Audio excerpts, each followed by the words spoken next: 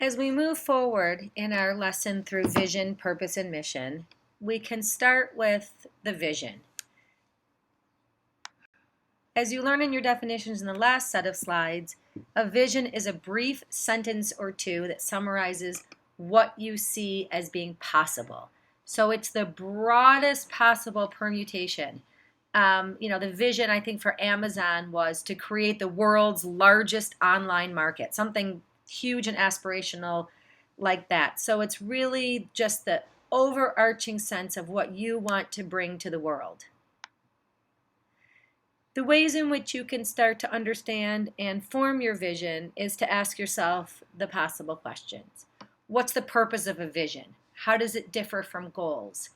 The purpose of a vision and how it differs from goals is that vision is very aspirational. It's the largest version of what you hope to accomplish, as opposed to goals, which are grounding, they're realistic, they're pragmatic.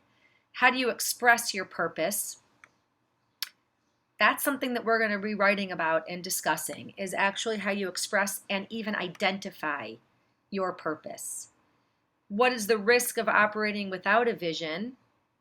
How do you ground yourself? How do you know where you're going? How do you know how to reach the largest version of your practice? And is your vision modifiable? Maybe, maybe not. Stay tuned. So how does your vision relate to your mission? I think your vision is probably the construct around which you extrapolate your mission. And again, we're going to talk more about that when we meet and when you do some writing. And your values and validity. You will hear me discuss values and you will see values come across in the book quite a bit. And that's because it's the best possible ingredient to add into your private practice to check yourself. Your value should inform everything you do. Your value as a business person, your values as a human, your values as a therapist, or however you plan on using your therapy degree, and your validity. Is this accurate? So here's the Jeff Bezos statement. Our vision is to be Earth's most customer-centric company, to build a place where people can come and find and discover anything they might want to buy online. Kind of big. That's a vision. There is a 5-step model that helps to create a vision. And the 5-step model is as follows. Future direction of your practice and grounded in reality by trending up. We'll talk a little more about trending up when we get to marketing, but trending up is to look to see what's ahead. For example, I think we can all agree that there's going to be a lot of mental health associated issues with respect to the pandemic.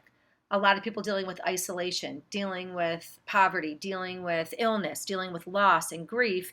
And one of the ways to envision where your practice might be headed is to sort of understand how this pandemic is influencing mental health. That would be trending up.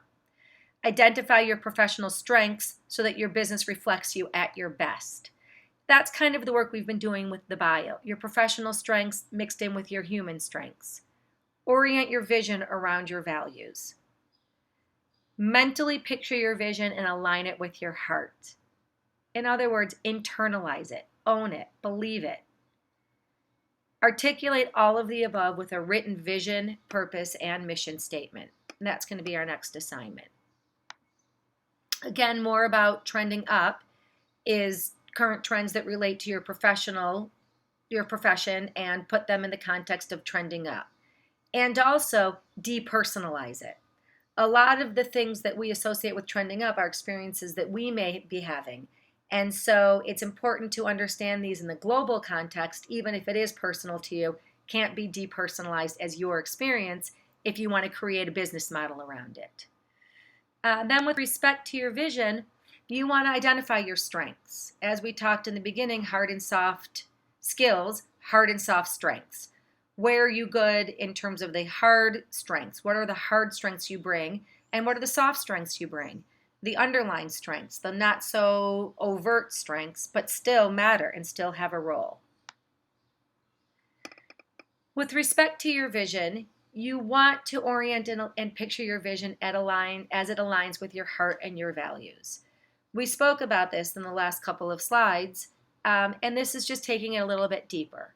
Identify your values. How do they align with your integrity? How do you define your integrity? Are your values within your goals? And how do you check that in with your heart? In other words, how do you wrap all of your vision, your mission, your purpose, your integrity, and your values and your goals into your passion? And then the things that don't fuel your passion but are necessary, how do you balance those so they don't undermine your passion?